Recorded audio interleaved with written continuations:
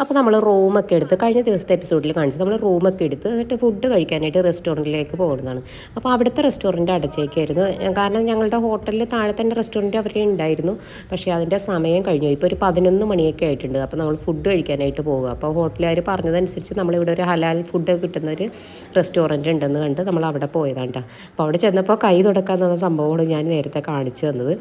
അപ്പോൾ നോക്കിയപ്പോൾ പരിചയമുള്ള ആളുകളാണല്ലോ ഇത്, നമ്മൾ കേരളത്തിലാണോ എന്ന് വിചാരിച്ചു. നോക്കിയപ്പോൾ എൻ്റെ എല്ലാം തമിഴിലാണ് എഴുതിയിരിക്കുന്നത്. പിന്നെ ഒരു രസം എന്താണെന്ന് വെച്ചിട്ടുണ്ടെങ്കിൽ ഇവിടുത്തെ മെനു കാർഡ് മൊത്തം തമിഴാണ്, നമുക്ക് ഒരക്ഷരം പോലും വായിക്കാൻ പറ്റില്ല. പിന്നെ അമ്മ ട്രാൻസ്ലേറ്റ് ചെയ്ത് നോക്കി, എന്നിട്ട് നമുക്ക് അവിടുത്തെ ഫുഡും കാര്യങ്ങളും ഒന്നും മനസ്സിലാകുന്നില്ല. പിന്നെ ഞാൻ അവിടെ തയ്യാറാക്കുന്നിടത്ത് പോയി പിന്നെ ഓരോ ഇതൊക്കെ മനസ്സിലാക്കി അത് കാണിച്ചു കൊടുത്തിട്ട് അത് ഇത് എന്നൊക്കെ പറഞ്ഞ് പിന്നെ ബൺ പൊറോട്ട ഇതൊക്കെ കാണിച്ചു. എന്തൊക്കെയോ ഇതൊരു ഇടിയപ്പവും ചിക്കനും കൂടി മിക്സ് ചെയ്തിട്ടുള്ള ഒരു സംഭവം ഉണ്ടാകും. അപ്പോൾ ഇത് മുസ്ലിംസിൻ്റെ ഒരു ഷോപ്പായിരുന്നു, ഹലാൽ ഫുഡ് എന്ന് ഒക്കെ എഴുതി വെച്ചിട്ട് ഇതൊക്കെ ഉണ്ടായിരുന്നു. അപ്പോൾ ആ ഒരു രീതിയിൽ ഇവിടെ കയറിയത്. പിന്നെ അപ്പുറത്ത് തൊട്ടപ്പുറത്ത് ഹിന്ദിക്കാരുടെ ഷോപ്പ് ഇതൊക്കെ ആയിരുന്നു. പക്ഷെ കാണുന്ന അത്ര ടേസ്റ്റ് ഒന്നും ഉണ്ടായിരുന്നില്ല. ബൺ പൊറോട്ട കുഴപ്പമില്ല. പിന്നെ എന്തൊക്കെയോ പിന്നെ അവർ ദോശ ഇതൊക്കെ ഇതൊക്കെ ഉണ്ടായിരുന്നു കേട്ടോ, ഒരുപാട് സാധനങ്ങളുണ്ടായിരുന്നു. പിന്നെ നമ്മളതൊക്കെ കഴിഞ്ഞ് ഇനിയിപ്പോൾ രാവിലത്തെ വൈബാണ്. ഇനിയിപ്പോൾ നമ്മളിപ്പോൾ മീനാക്ഷി ക്ഷേത്രം കാണാൻ വേണ്ടി പോവുകയാണ്. വളരെ പുരാതനമായിട്ടുള്ള ഒരു ക്ഷേത്രമുണ്ട് ഇത്. അപ്പോൾ അതിൻ്റെ ചെന്നിട്ട് നമ്മൾക്ക് അലോഡാണോ എന്താണെന്നൊന്നും അറിയില്ല. വളരെ ഉയരമുള്ള ഏകദേശം ഒരു 170 അടി ഉയരം ഉണ്ടെന്നാണ് പറയുന്നത് ഇതിൻ്റെ കേട്ടോ. പിന്നെ അവിടെ ഒരു 33,000-ഓളം ശില്പങ്ങളൊക്കെ ഉണ്ട്. പക്ഷേ ഇത് 1623-നും 1655-നും ഇടയിൽ നിർമ്മിച്ച അതിപുരാതനമായിട്ടുള്ളൊരു ക്ഷേത്രമാണിത്. അപ്പോൾ നമ്മൾ അങ്ങോട്ടേക്ക് പോവുകയാണ്. പിന്നെ അതിനിടയ്ക്ക് പിന്നെ ബ്രേക്ക്ഫാസ്റ്റും ഇതൊക്കെ കഴിക്കാനുണ്ട്. അപ്പോൾ നമ്മുടെ ആ ക്ഷേത്രത്തിൻ്റെ അടിയിൽ തന്നെ പാർക്കിംഗ് ഉണ്ട് കേട്ടോ. അപ്പോൾ അങ്ങോട്ട് പോയി നമ്മൾക്ക് ഇവിടെ കാർ പാർക്ക് ചെയ്താൽ പിന്നെ സേഫ് ആയിരിക്കുമല്ലോ. വരുന്ന വഴിയിലൊക്കെ ആളുകൾ ഇട്ടിട്ടുണ്ട്, പക്ഷേ അത് നമുക്ക് അവിടെ ഒന്നും പാർക്ക് ചെയ്യാനും പറ്റില്ല. ഇനി നമ്മൾ അവിടെ ഇട്ടിട്ടതിന് ശേഷം പോവുകയാണ്. ഇനിയിപ്പോൾ ഈ വഴി കൂടി അങ്ങോട്ട് പോകുമ്പോഴാണ് ക്ഷേത്രത്തിൻ്റെ അങ്ങോട്ട് പോകുന്നത് കേട്ടോ. അപ്പോൾ അതിൻ്റെ പോകുന്ന വഴിക്ക് ഇങ്ങനെ ബോർഡ് വെച്ചിട്ടുണ്ട് കേട്ടോ. അപ്പോൾ എന്തൊക്കെയാണ് അവിടെ അകത്തേക്ക് കയറ്റാൻ പാടില്ലെന്നും കയറ്റാൻ പാടുന്നത് ആവശ്യമുള്ളതും ഒക്കെ അവിടെ ബോർഡ് വെച്ചിട്ടുണ്ട്. അപ്പോൾ അവിടെ പോലീസൊക്കെ ഉണ്ടായിരുന്നു. അപ്പോൾ പോലീസിൻ്റെ അടുത്ത് നമ്മളിങ്ങനെ ചോദിച്ചു, നമുക്ക് അകത്തേക്ക് അലോഡാണോ കയറാമോ എന്ന് ചോദിച്ചു. കാരണം നമ്മൾ തട്ടനൊക്കെ ഇട്ട് നിന്ന് അകത്തേക്ക് കയറാമോ എന്താണെന്ന് നമുക്കറിയില്ല. അപ്പോൾ അവിടെ ചോദിച്ചപ്പോൾ പോലീസ് പറഞ്ഞത് നിങ്ങൾക്ക് കയറുന്നതിന് കുഴപ്പമൊന്നുമില്ല, കയറാം, പക്ഷേ തട്ടൻ മാറ്റി കൊണ്ട് തലയിലിട്ടുകൊണ്ട് അകത്തേക്ക് കയറാൻ പാടില്ല എന്നാണ് പറഞ്ഞത്. അപ്പോൾ പിന്നെ നമ്മൾക്ക് അങ്ങനെ കയറണ്ടെന്ന് തോന്നിയിട്ടാണ്. അപ്പോൾ തട്ടൻ ഇടാതെ ഇരുന്ന് നമ്മൾ അകത്തേക്ക് കയറേണ്ടത് തോന്നി. പിന്നെ നമ്മൾ അവിടെ നിന്ന് പിന്നെ എനിക്ക് നമുക്ക് സമയവുമില്ല അകത്തേക്ക് കയറാനായിട്ട്. അപ്പോൾ നമ്മൾ അവിടെ നിന്ന് ഫോട്ടോയൊക്കെ എടുത്തിട്ട് നമ്മൾ പിന്നെ തിരികെ പോന്നിട്ടാ. അതാ അപ്പോൾ ചിത്രപ്പണികളും ഇതൊക്കെ കാണാൻ നല്ല ഭംഗിയുണ്ട് കേട്ടോ. പഴയ കാലത്തെ വിളിച്ചു പോകുന്ന പഴയ കാലഘട്ടങ്ങളിലെ ഓരോ കൊത്തുപണികൾ ഇതെല്ലാം വിളിച്ചു പോകുന്നത്. പിന്നെ പോകുന്ന വഴിക്കൊക്കെ നിറയെ കച്ചവടങ്ങളൊക്കെ ഇപ്പോൾ ഒന്ന് മൂവായി വരുന്നേ ഉള്ളൂ കേട്ടോ. ഇപ്പോൾ രാവിലെ തന്നെയാണ്, ഇപ്പോൾ ഒരു 8 മണി ആ ഒരു സമയത്താണ് ഇപ്പോൾ ഇത് കാണുന്നത്. ആകെ 14 ഗോപുരങ്ങളുണ്ടെന്നൊക്കെ നമ്മൾ ഗൂഗിളിൽ സെർച്ച് ചെയ്തപ്പോൾ കണ്ടിരുന്നു. പക്ഷേ നമുക്ക് അതിൻ്റെ അകത്തേക്ക് കയറി പിന്നെ അതൊന്ന് വീഡിയോ പിന്നെ അലോഡല്ലായിരുന്നു കേട്ടോ അതിൻ്റെ അകത്തേക്ക്. അപ്പോൾ ഞാൻ അവിടെ നിന്നപ്പോൾ ഉണ്ട് എൻ്റെ അടുത്തൊരു ചേച്ചി ഇങ്ങനെ തലയിൽ കൊണ്ടുവന്ന് ഇങ്ങനെ നിർബന്ധിച്ച് എൻ്റെ തലയിൽ ഒരു ഈർക്കിലി ലൈഡൊക്കെ വെച്ച് ഇങ്ങനെ കുത്തി ഇങ്ങനെ മുല്ലപ്പൂ ചൂടി തന്നിട്ടോ. പിന്നെ അതിന് പൈസ കൊടുത്തു. അങ്ങനെ അത് കഴിഞ്ഞ് ഇനിയിപ്പോൾ ഞങ്ങൾ ഗൂഗിളിൽ നോക്കിയിട്ടാണ് ഫുഡ് കിട്ടുന്ന ഇത്. അപ്പോൾ നോക്കിയപ്പോൾ അമ്മ ഉദയ കണ്ടുപിടിച്ച ഒരു ഷോപ്പാണ്. അത് കഴിക്കാൻ വേണ്ടി ഞങ്ങൾ കുറേ സമയം അവിടെ നിന്നതിന് ശേഷമുണ്ട് ഞങ്ങൾക്ക് സീറ്റ് കിട്ടിയത്. ഭയങ്കര തിരക്കുള്ള ഷോപ്പായിരുന്നു ഇത്. ക്ഷേത്രത്തിൻ്റെ അവിടെ നിന്ന് കുറച്ച് ഇങ്ങോട്ട് നീങ്ങിയിട്ടുള്ളൊരു ഷോപ്പാണ് കേട്ടോ. അപ്പോൾ ഞാൻ പൂരി ഓർഡർ ചെയ്തു, എനിക്ക് ഒരെണ്ണം കിട്ടിയുള്ളൂ. അപ്പോൾ അവരവിടെ കുക്ക് ചെയ്തുകൊണ്ടിരിക്കുകയാണ്. ഇപ്പോൾ കൊണ്ടുവരുമെന്ന് പറഞ്ഞു. ഇവിടെ ഇഡ്ഡലിയൊക്കെ നല്ല ടേസ്റ്റ് ഉണ്ടായിരുന്നു കേട്ടോ. അതോ അമ്മ ഉദയ നെയ് റോസ്റ്റാണ് വാങ്ങിച്ചത്. നെയ് റോസ്റ്റ് അത്യാവശ്യം നല്ല ക്വാണ്ടിറ്റി ഉണ്ടായിരുന്നു കേട്ടോ. നെയ് റോസ്റ്റ് നല്ല ടേസ്റ്റ് ഇതൊക്കെ ആയിരുന്നു. അപ്പോൾ അത് കഴിഞ്ഞ് ഇനിയിപ്പോൾ നമ്മൾ റൂമിലേക്ക് പോവുകയാണ്. ഇനിയിപ്പോൾ റൂമിൽ ചെന്ന് ഇനിയിപ്പോൾ നമ്മൾ റൂം ഒഴിഞ്ഞ് നമുക്കിനിയിപ്പോൾ അടുത്ത ഡെസ്റ്റിനേഷനിലേക്ക് പോകണം. അപ്പോൾ ഇനി അവിടെ ചെന്നിട്ടുള്ള ബാക്കി വിശേഷങ്ങളൊക്കെ കാണാം കേട്ടോ. ഈ മധുരൈ പട്ടണത്തെ ചരിത്രങ്ങൾ 2500 വർഷം പിന്നോട്ട് നിൽക്കുന്ന ചരിത്രം ഉറങ്ങുന്ന സ്ഥലമുണ്ട് ഇത്. നൂറ്റാണ്ടുകളോളം അവിടെ പാണ്ഡ്യ രാജാക്കന്മാരുടെ തലസ്ഥാനമായിരുന്നു. അവിടുത്തെ പാണ്ഡ്യ രാജാവായിരുന്ന കുലശേഖരൻ നിർമ്മിച്ചിരുന്ന മീനാക്ഷി ക്ഷേത്രമാണിത്. അത് പ്രസിദ്ധമായ തീർത്ഥാടന കേന്ദ്രമാണിത്. ഭയങ്കര മനോഹരവും ഗംഭീരവുമായ ഒരു ഭഗവതി ക്ഷേത്രമാണിത്. മെട്രോ എത്തിയിട്ടില്ല. അപ്പോൾ നമ്മൾ ബ്രേക്ക്ഫാസ്റ്റ് ഒക്കെ കഴിച്ചു വന്നിട്ട് ഇതേ റൂം തുറക്കണ്ട. റൂമിൽ വന്ന് അപ്പോൾ ലോകത്തിലെ തന്നെ ഏറ്റവും പഴക്കം ചെന്ന ഒരു നഗരമായ മധുര ഞങ്ങളിപ്പോൾ വിട പറയേണ്ട ഇനിയിപ്പോൾ അടുത്ത സ്ഥലത്തേക്ക് പോവുകയാണ്. അടുത്തത് ഇനിയിപ്പോൾ നമ്മൾ പോകുന്നത് ധനുഷ്കോടിക്കാണ് പോകുന്നത്. അപ്പോൾ ഇവിടെ നിന്ന് ഒരു 190 കിലോമീറ്റർ ദൂരമുണ്ട്. അപ്പോൾ തമിഴ്നാടിൻ്റെ ചെന്നൈ, കോയമ്പത്തൂർ കഴിഞ്ഞിട്ടുണ്ടെങ്കിൽ പിന്നെ വലിയ സിറ്റിയാണ് ഈ മധുര എന്ന് പറയുന്നത്. അപ്പോൾ അവിടെ നിന്ന് നമ്മളിപ്പോൾ ഇനിയിപ്പോൾ 190 കിലോമീറ്റർ യാത്ര ചെയ്ത് നമ്മളിപ്പോൾ രാമേശ്വരത്തേക്ക് പോവുകയാണ്.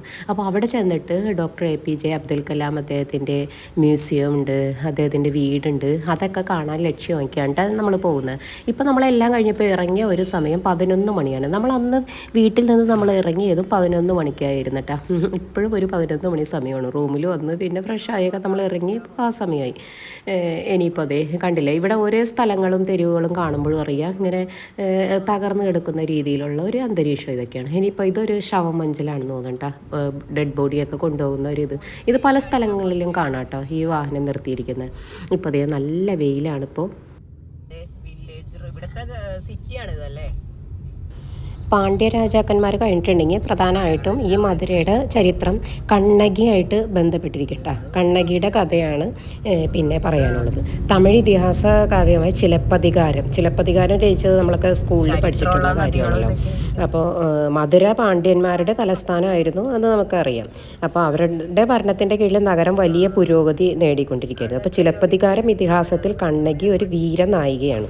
നീതി നിഷേധിക്കപ്പെട്ടപ്പോൾ കണ്ണകി മധുര നഗരം ചുട്ടരിച്ചതായി ചരിത്രങ്ങളിൽ പറയപ്പെടുന്നുണ്ട്. ഇത് നഗരത്തിൻ്റെ ചരിത്രത്തിൽ ഒരു നാഴികക്കല്ലായി കണക്കാക്കപ്പെടുന്നു. അപ്പോൾ കണ്ണകിയുടെ കഥ കേരളത്തിലെയും തമിഴ്നാട്ടിലെയും നാടോടി ജീവിതത്തിലും ആരാധനാലയ ഇതിലും രീതിയിലും വലിയ സ്വാധീനം ചെലുത്തിയിട്ടുണ്ട്. അപ്പോൾ കണ്ണകിയെ പത്തിനിക്കടവുൾ എന്നും അറിയപ്പെടുന്നുണ്ട് കേട്ടോ, ഭാര്യാദൈവം അങ്ങനെയുള്ള രീതിയിൽ അറിയപ്പെടുന്നുണ്ട്. അപ്പോൾ അതൊരു നാടോടി ചരിത്രമാണെങ്കിലും മധുരയുടെ സാംസ്കാരിക പൈതൃകത്തിൽ അതിന് വലിയ പ്രാധാന്യം തന്നെയുണ്ട് കേട്ടോ. അപ്പോൾ നമ്മളത് ഗൂഗിളിലൊക്കെ സെർച്ച് ചെയ്യുമ്പോൾ നമുക്ക് അതിൻ്റെ ചരിത്രങ്ങൾ ഇതൊക്കെ കാണാം. ഞാനൊരു സ്ഥലത്ത് പോകുമ്പോഴും ആദ്യം തന്നെ അതിൻ്റെ ചരിത്രവും ഇതൊക്കെ ഇങ്ങനെ വിശകലനം ചെയ്ത് ഇങ്ങനെ നോക്കൂ കേട്ടോ. എന്നിട്ട് അപ്പോൾ ആ സ്ഥലം എത്തുമ്പോൾ ഞാനിങ്ങനെ വിചാരിക്കും ഇത് ആ സ്ഥലമാണല്ലേ എന്നിങ്ങനെ മനസ്സിൽ കാണും കേട്ടോ. നമ്മളവിടെ റൂമിൽ നിന്ന് 11 മണിക്ക് വെക്കറ്റ് ചെയ്യണമായിരുന്നു. പിന്നെ അവിടെ പോയി ഫുഡൊക്കെ കഴിച്ചു. സാമ്പാറൊന്നും ടേസ്റ്റ് ഇഷ്ടാവണില്ല കേട്ടോ, മസാല നമുക്ക് ഇഷ്ടാവണില്ല സാമ്പാറിൻ്റെ ടേസ്റ്റ്. പക്ഷെ ബാംഗ്ലൂരിൽ നിന്ന് നമ്മൾ അന്ന് കഴിച്ച സാമ്പാറൊക്കെ കുറച്ചുകൂടി നല്ല ടേസ്റ്റ് ഉണ്ടായി. ഒരു നല്ലൊരു മധുരവും ഇതൊക്കെ കൂടിയുള്ളൊരു സാമ്പാറായിരുന്നു കർണാടകയിൽ നിന്ന് കഴിച്ചത്. പക്ഷെ ഇവിടുത്തെ മസാലയുടെ ഒരു ടേസ്റ്റ് എനിക്ക് ഇഷ്ടപ്പെടണില്ല. അവരുടെ മിക്ക കറികളിനകത്തും അങ്ങനത്തെ ഒരു ടേസ്റ്റ് ഉണ്ടായിരുന്നു കേട്ടോ, ആ മസാലയുടെ ടേസ്റ്റ്. ഇന്നലെ മട്ടൻ കറിയാണെന്നും പറഞ്ഞ് രാത്രി കഴിച്ചത് തന്നതിലും അങ്ങനെ ഉണ്ടായി. ഞങ്ങളൊന്നും കഴിച്ചില്ല. ഇവിടെ ദേ നോക്കട്ടെ ആ സൈഡ്.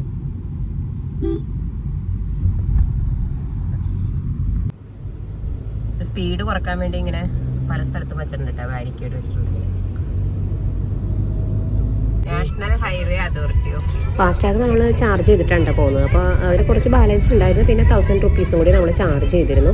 പക്ഷേ 1-2 സ്ഥലത്ത് വന്നപ്പോൾ കുറച്ചൊന്ന് ഡിലേ ആയിട്ടോ. അപ്പോൾ അത് സ്കാൻ ചെയ്യാനും ഇതൊക്കെ. പിന്നെ അത് കഴിഞ്ഞ് വേറെ പ്രോബ്ലം ഒന്നും ഉണ്ടായിരുന്നില്ല. നമ്മൾ നേരിട്ട് പൈസ കൊടുക്കുകയാണെങ്കിൽ ഡബിൾ ക്യാഷ് കൊടുക്കണം. അപ്പോൾ ഫാസ്ടാഗ് ആകുമ്പോൾ നമുക്ക് പിന്നെ അങ്ങനത്തെ പ്രശ്നമൊന്നുമില്ല, പെട്ടെന്ന് തന്നെ നമുക്ക് പോരാം. അതെന്തെന്നാ ഉണക്കിയ ഗോതമ്പ ഇവിടെയൊക്കെ റോട്ടിലടിച്ചു ഇടണ്ടല്ലോ. അതെന്താന്നറിയോ, വണ്ടി കേറുമ്പോ അത് വീണ് മാറും. എന്തോ സാധനം അറിയോ, മറ്റേ ഇതാണ് മുതിര. വണ്ടി കേറുമ്പോ അത് വേർപെടുന്നിരിക്കും, എന്നിട്ട് അടിച്ചു വരി വെച്ചെടുക്കും. നേരാണോന്നറിയാം, നമുക്ക് ഇവിടെ ഒന്ന് നിർത്തി നോക്കാം. വണ്ടി കയറാനാണോ എന്താണ്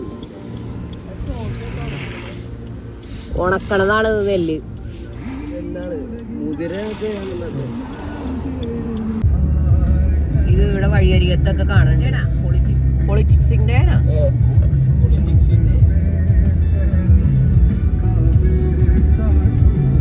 കൊറേ ഇത് കാണുന്നുണ്ട്. പക്ഷെ ജയലളിതയുടെ ഫോട്ടോ അറിയാൻ പറ്റുന്നുണ്ട്. ഇപ്പോൾ പുറത്ത് നല്ല വെയിലാണ് കേട്ടോ. ഈ വീഡിയോ കാണുമ്പോൾ തന്നെ അറിയാം നല്ല കത്തണ വെയിലാണെന്ന്. നമ്മുടെ കേരളത്തിലുള്ളതിൽ നല്ല വെയിൽ കൂടുതലുണ്ട് ഇവിടെ.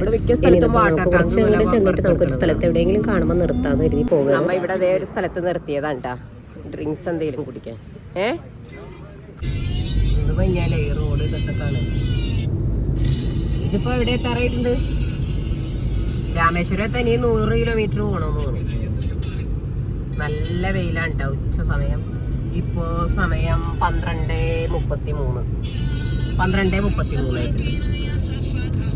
ഇവിടെ ദേ ഒരു പള്ളി കാണണ്ട കേട്ടാ. അപ്പൊ നമ്മള് നിസ്കരിക്കാൻ വേണ്ടി ഇവിടെ വന്ന് നോക്കാം. തമിഴ്നാട്ടിൽ പിന്നെ കാറുകളുടെ ഫ്രണ്ടിലൊക്കെ ചിലതിൽ VIP എന്ന് എഴുതി വെച്ചിട്ടുണ്ടാവും, പിന്നെ കൊടി വെച്ചിട്ടുണ്ടാവും. അങ്ങനെ പല രീതിയിലാണ്. നമ്മുടെ നാട്ടിലെങ്ങാനാണെങ്കിൽ ഞാൻ ഓർത്തു പോയിട്ടോ MBDക്ക് പിടിക്കാനേ സമയം കാണുള്ളൂ.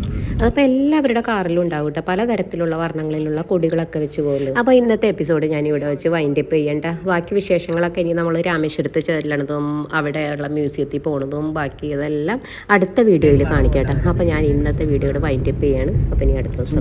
Okay bye, thank you.